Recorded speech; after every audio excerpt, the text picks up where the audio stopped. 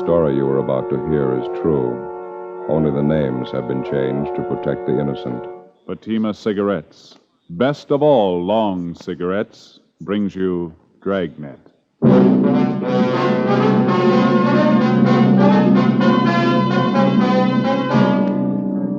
You're a detective sergeant. You're assigned to narcotics detail. A band of dope peddlers launches a full-scale operation in your city. Their merchandise, marijuana. Their victims, high school students. Your job, get them. You'll be amazed when you compare Fatima with other long cigarettes. You'll find they now cost the same. But in Fatima, the difference is quality. You see, Fatima is the quality king-size cigarette because it contains the finest Turkish and domestic tobaccos superbly blended.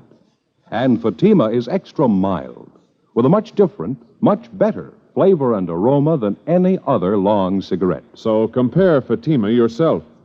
Fatimas now cost the same as other long cigarettes, but your first puff will tell you... Ah, that's different. Yes, in Fatima, the difference is quality. Ask your dealer for Fatima, the quality king-size cigarette. Best of all long cigarettes. Start enjoying Fatima tomorrow.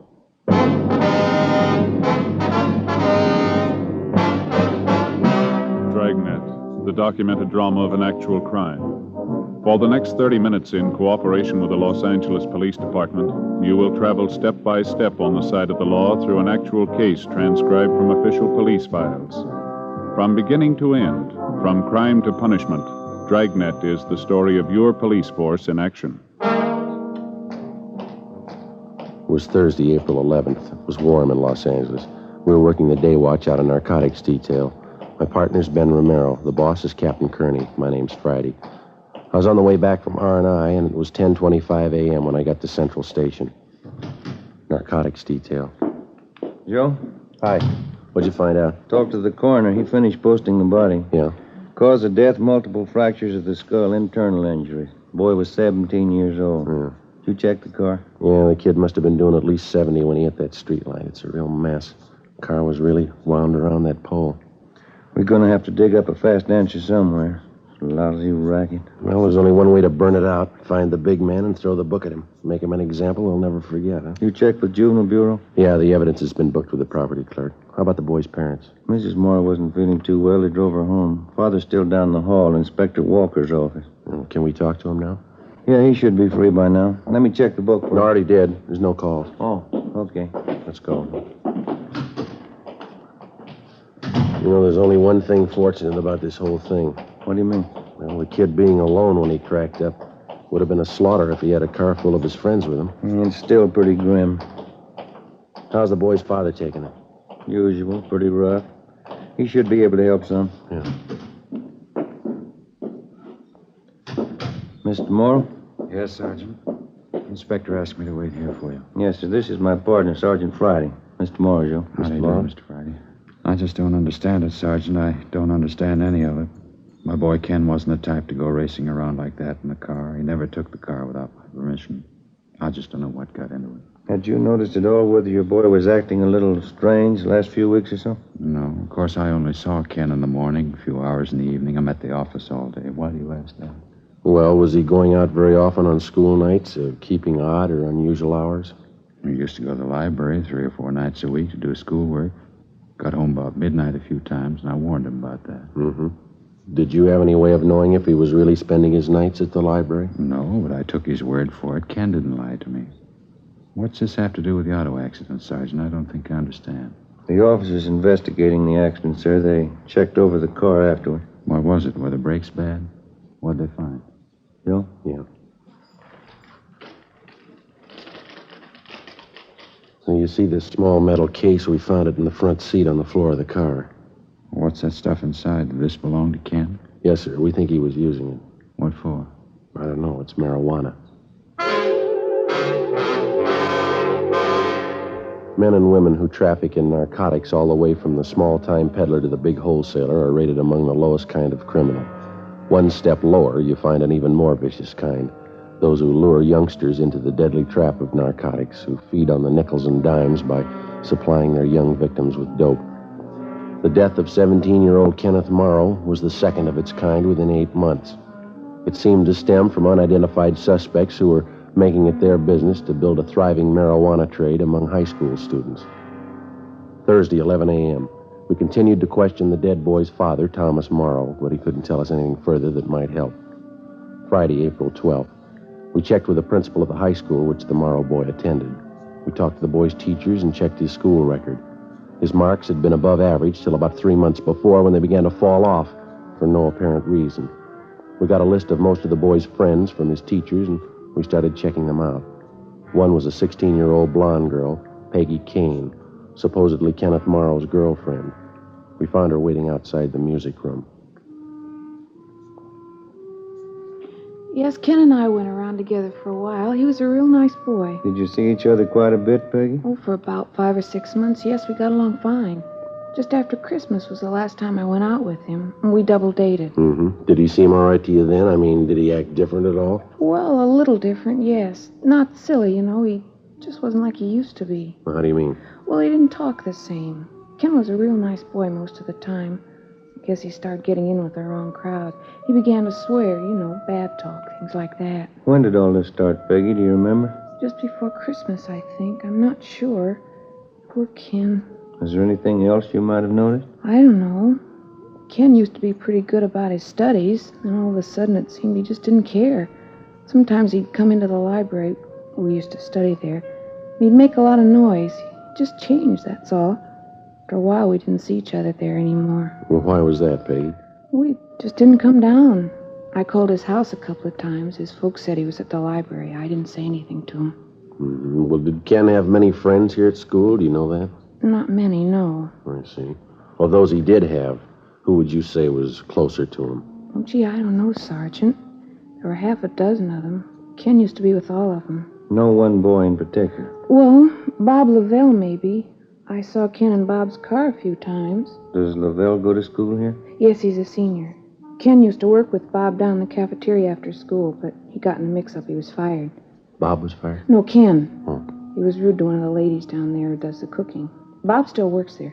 Would he be at the cafeteria now, do you know? Yes, I think so. The fountain's open till about 3:30. And you think that this Bob Lavelle was about the closest friend that Ken had, huh? I think so. The only one I know, anyway. Have you talked to Ken's folks? Yeah, we have. I feel so sorry for him. Oh, gee, I think I have to go now, Sergeant. I have a chemistry class. Just one more question, Peggy. Last time you went out with Ken on this double date, who was the other couple? Do you remember? I don't remember their names. They were some kids I never saw before. Ken knew them. It wasn't much of a date. Mm-hmm. Where did you go? We started for the show, but Ken changed his mind. He wanted to go to the beach and park. He was acting funny, talking all the time, saying silly things. The other boy was the same way. Oh, were they drinking? No, I never saw Ken take a drink. I couldn't smell any liquor on his breath. I don't know. It was such a silly thing. What's that? Well, maybe it's just my imagination, but Ken and this other boy had a real terrible musty smell about them. I kidded them about it, and they said they'd been to a tea party. That's where they got it. They kept talking silly like that all evening. I see. Was the musty smell all over the car or just on the boys? All over. Kind of made me sick, but they didn't seem to mind it. Well, look, I'd like you to think real careful, Peggy.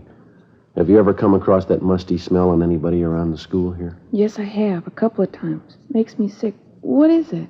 Who did you notice it on, Peggy? Bob Lavelle. Ben and I went back to the principal's office and checked the record on Robert Lavelle. He was 18 years old, and he was scheduled to graduate in June. The registrar told us that there was a good chance that he wouldn't be graduated because his marks had been poor for the better part of the year. They dropped even lower during the present semester. Lavelle had played football the year before and had made third string on the all-city team. He was well liked by his teachers. For the last 2 years, he'd worked part-time at the school soda fountain. We went down to interview him. Nice setup, huh? Yeah. Cafeteria, soda fountain. Wasn't like that in my day. That must be the boy there behind the counter. Oh, yeah. Let's sit down. Mm-hmm. How about that, Joe? What's that? That sign hanging up there. Idiot Special. 5 scoops of ice cream, marshmallow, bananas, chocolate, strawberry flavoring, whipped cream topping, Maraschino cherries, chopped nuts, and onion? No, you're reading over. That's on the hamburger sign there. Oh, Yeah? You want something? chocolate soda. Could you make it with vanilla ice cream, please? Chocolate soda with vanilla cream. Are you Bob Lavelle? Yeah, that's right. Police officers, Bob. We'd like to talk to you. Oh. Well, I'm pretty busy right now. Got to clean up. We close in a few minutes. I'll make you soda right away. You say chocolate? Yeah, that's right. Well, we'll make it brief. Did you know Ken Morrow, Bob? Oh, yeah. He used to work here. Did you spend much time with him? Outside of school, I mean? Not much. Went to a couple of shows together. That's about all. I'm kind of rushed now. When was the last time that you saw him? Do you remember? A week ago, I guess. Too bad about Ken. How about the night he was in the accident? Did you see him then? No, I didn't know him too well. He went around with a different crowd. Mm-hmm. Hey, reach me a bag of those cashews, huh, Joe, on the card there? Yeah. Oh. There you go. Oh, thanks. Want some? Crisp. No, no, thanks. The nuts are a dime, officer. Right there on the counter, Bob. Oh, yeah. I got to get going as soon as I close. I have to get downtown. We talked to some of Ken Morrow's friends around the school, Bob. They tell us that he used to drive around in your car with you quite a bit. Just a couple of times around school. And you hadn't been with him for about a week before the accident. That's right. Just what I told you. Mm-hmm.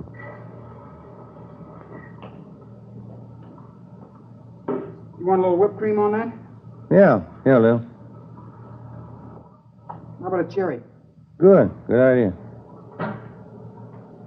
There you are. Thank you. Too late to fix a hamburger? Yeah, I really got to close up. It's getting a little late, officers. I'm going to have to close up right now. Well, we'll make it fast. Did you notice anything different about the Morrow boy in the last few weeks? Anything peculiar at all?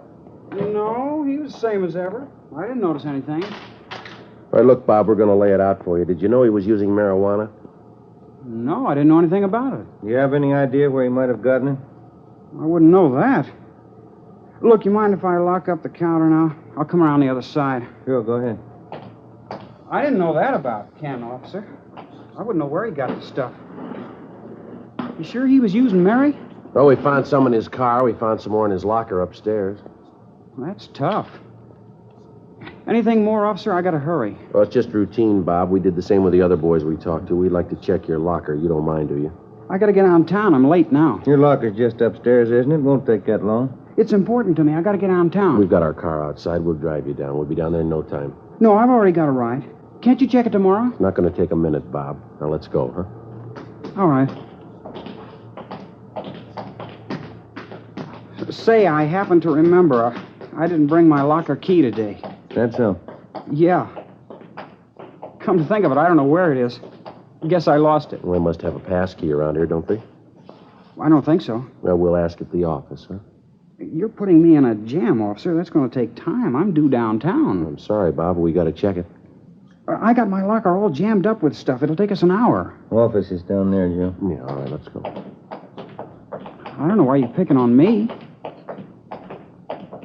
My locker's jammed. They can't get it open. Why are you picking on me? Let's ask him here. Go ahead, Bob. Close the door. Yeah? I got my key. I'll show you. Robert Lavelle took us to his locker and opened it. Hidden inside one of his gym shoes, we found 4 sticks of medium-grade marijuana. We took them, put them in an envelope, and sealed it. On the way downtown, the boy told us that he'd been buying this stuff for about 6 months and reselling it to some of the students at the high school. Said that he paid 50 cents apiece for the sticks and sold them for 75. He was an occasional user himself. Before we turned him over to the juvenile officers, he told us that a man named Ray Jensen supplied him with the marijuana. Jensen's address was a trailer camp in the southwest part of Los Angeles. We drove out and checked with the operator of the camp. He pointed out Jensen's trailer at the rear of the camp.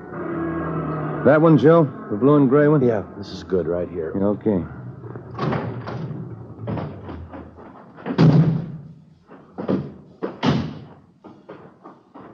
Looks like Jensen's doing well, huh? Yeah, nice-looking trailer.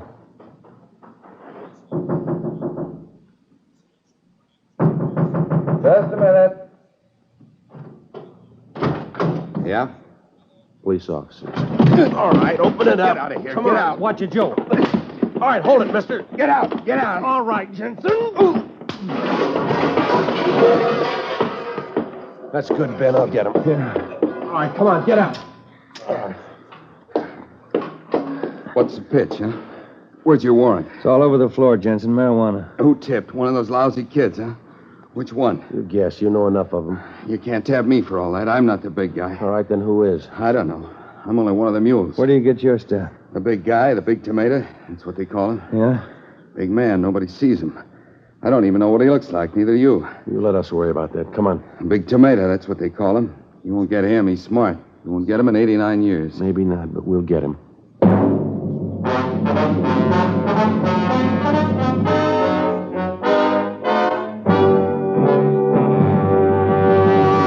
You are listening to Dragnet, authentic stories of your police force in action. Now, here's an authentic report from Fatima Cigarettes. 1949. Fatima more than doubled its smokers coast to coast. 1950. Another record-breaking year, with more long cigarette smokers insisting on Fatima quality than ever before. In 1951, enjoy Fatima quality yourself. Yes, friends, in Fatima, the difference is quality. Quality of tobaccos. The finest Turkish and domestic varieties, extra mild and superbly blended, to give you a much different, much better flavor and aroma. Quality of manufacture. Smooth, plump cigarettes rolled in the finest paper money can buy. Quality, even to the appearance of the bright, clean gold and yellow package, carefully wrapped and sealed to bring you Fatima's rich, fresh, extra mild flavor. Compare Fatima yourself. Fatimas now cost the same as other long cigarettes, but your first puff will tell you... Ah, that's different. Yes, in Fatima, the difference is quality. Start enjoying Fatima quality yourself. Insist on Fatima, the quality king-size cigarette. Best of all long cigarettes.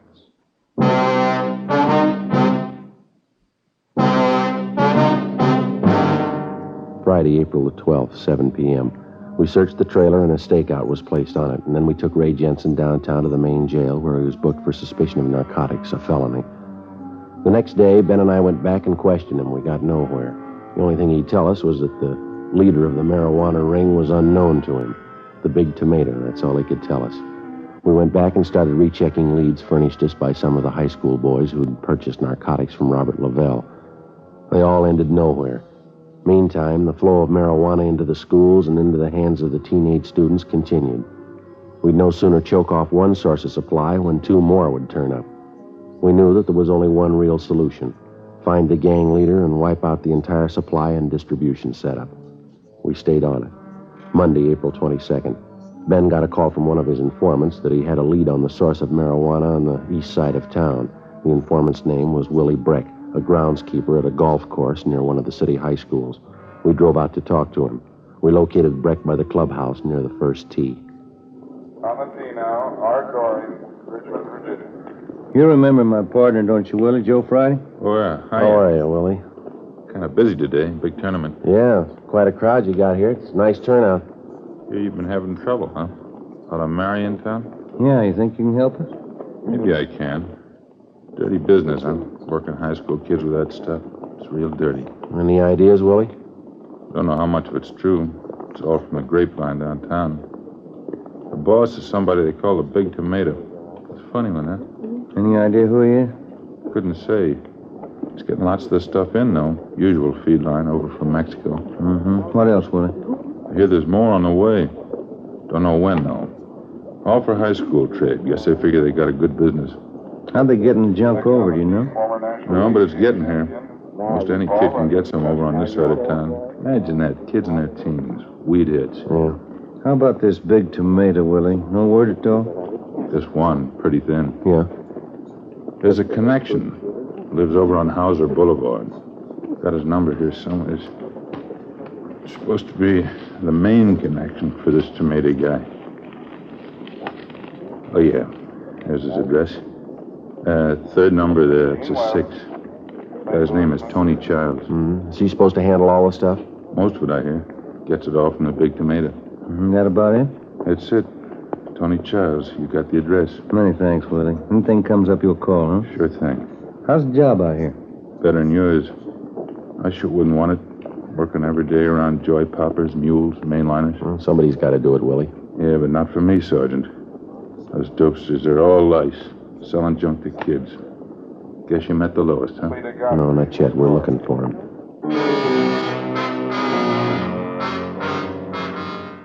We went back to the office and checked the name and address of Tony Childs through R&I. No previous record. A stakeout was placed on his home and at his place of business. Childs himself was placed under 24-hour surveillance. A week passed. Nothing happened. Another week.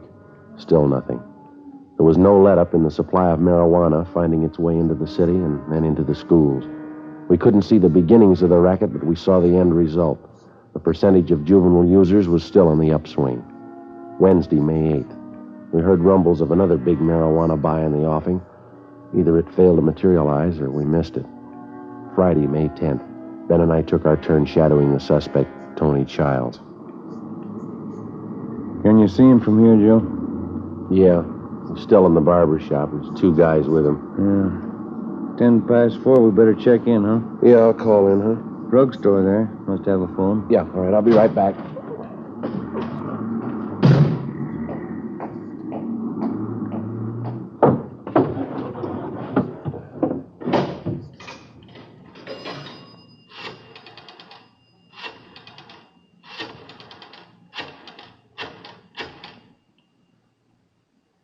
Narcotics, please. Thank you. Yeah, Johnny, it's Joe Friday. Yeah.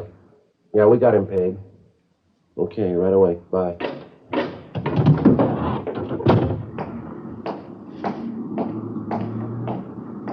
What have you got? Tony Childs. They want him picked up right away. How come? Well, they just raided his place. They found 32 ounces of weed in his room. Supposed to have more on him. Well, let's go. Come on. What do you think? Trouble? Well, don't be surprised.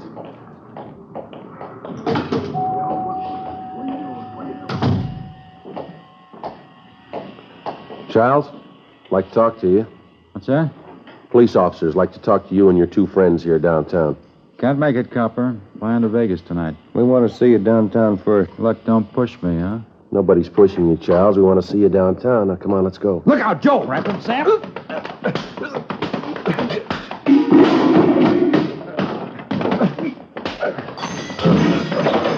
Watch it!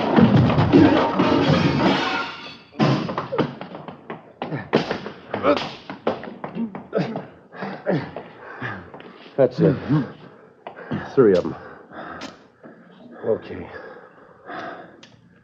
I'll get him. All right. All right, come on, you. And I'm glad this doesn't come up often. Where's the barber? He ran outside. Rough one, huh? Yeah. What's your hunch, Joe? Think one of these 3 is the Big Tomato? I don't know. Let's ask him. A search of the barber shop failed to reveal the presence of any narcotics. Tony Childs and his 2 companions were found to have a dozen sticks of marijuana in their possession. They were treated for cuts and bruises at Georgia Street and then booked for suspicion of narcotics, a felony, at the main jail. 3 other men found at Childs' apartment at the time of the raid were also booked. We got nowhere questioning any of them. As usual, we had the small fry, but the ringleader, the Big Tomato, was still in the clear. Still free to hire somebody else to run the marijuana supply line into the high schools. 3 weeks passed. Together with Captain Kearney and Sergeant Barr, Ben and I rechecked our earlier leads. We ran down anything that even looked like it might be promising. Nothing panned out. Wednesday, June 5th, 5:30 p.m. We got a call from the main jail. Tony Childs wanted to talk to us. Ben and I went over to see him.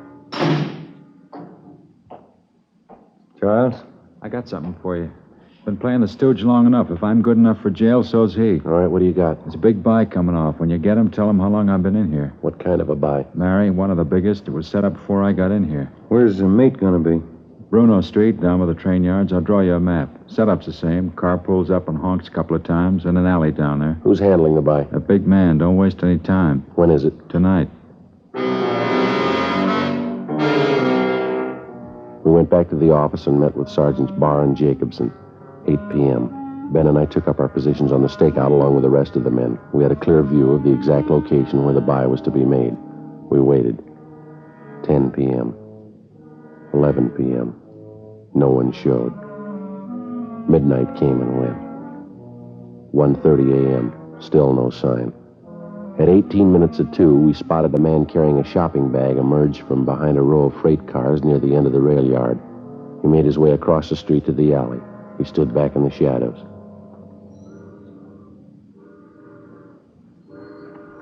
As soon as the car gets in the alley, we pull up and block it, huh? Yeah, that's right. Beck will do the same thing down at the other end.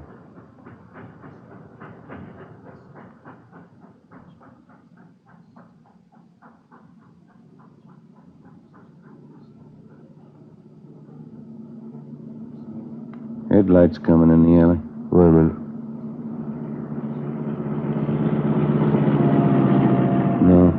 No, they're going on through.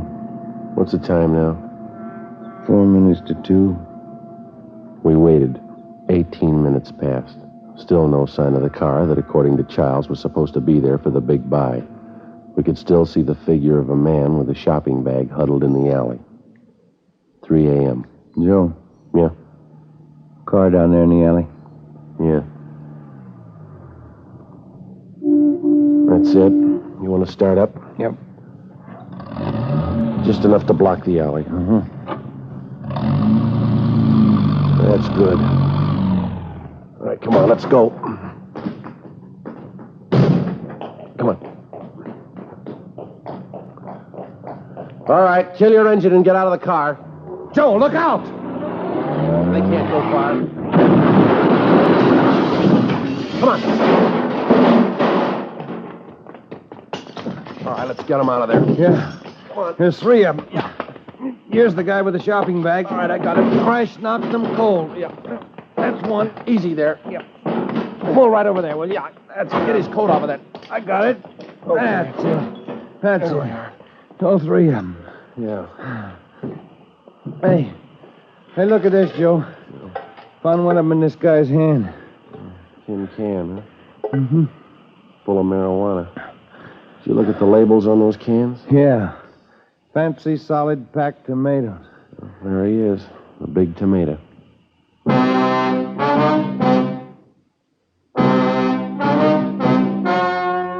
story you have just heard was true. Only the names were changed to protect the innocent. On October 3rd, trial was held in Superior Court, Department 89, City and County of Los Angeles, State of California. In a moment, the results of that trial. Now, here is our star, Jack Webb. Thank you. Friends, if you're a long cigarette smoker like I am, remember, in Fatima, the difference is quality. Now, believe me, this difference is mighty important. So important that you'll always remember the first pack of Fatimas that you buy. Fatima's fast-growing popularity backs me up on that. But look, you can prove it to yourself by getting a pack of Fatimas tomorrow. You'll find that they now cost the same as other long cigarettes, and your first pack will convince you to go right on smoking them. Join me and the new thousands who enjoy Fatima's extra mildness, Fatima's rich, better flavor and aroma. You'll discover what all we Fatima smokers know. In Fatima, the difference is quality.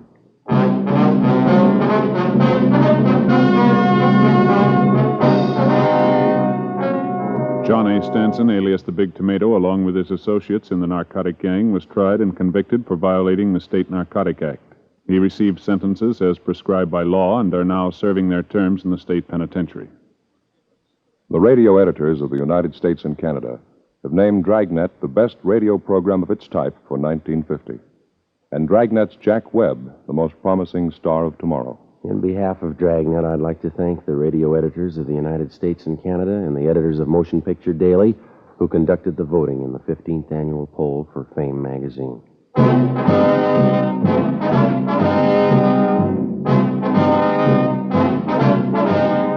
You have just heard Dragnet, a series of authentic cases from official files. Technical advice comes from the Office of Chief of Police W.H. Parker, Los Angeles Police Department. Fatima Cigarettes, best of all long cigarettes, has brought you Dragnet, portions transcribed from Los Angeles. Later, hear Spellbound with Joseph Cotton on Screen Directors on NBC.